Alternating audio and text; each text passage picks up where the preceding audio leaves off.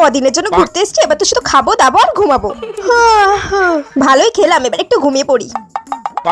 এ মা, কম্বলটা উঠছে না কেন? উফ, এটা কোথায় ঢুকিয়ে দিয়েছে? উফ, হোটেলে আসলে যে কম্বলগুলো কেন খাটের বেডের নিচে ঢুকিয়ে দেয় আমি তো বুঝতেই পারি না। উফ, কোথায় ঢুকিয়ে দিয়েছে? এভাবে আমি কম্বলটা গায়ে কি করে দেবো?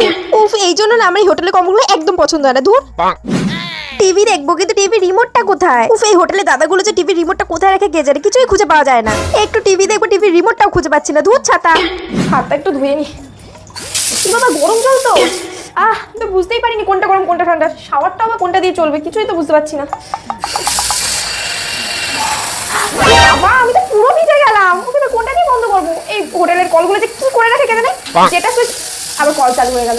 এবার কলটা কি করে বন্ধ করবো? ধুর ব্যাং, এটা কি হচ্ছে? মুখ মুছবো, টাওয়ালটা কোথায় রাখা? এটা আবার কি? ও, এটা আবার সোনার গয়না রাখার জন্য। জামা কাপড় রাখার টাকা নেই, আবার নাকি সোনার গয়না রাখবো। আর কত কিছু যে দেখবো জীবনে।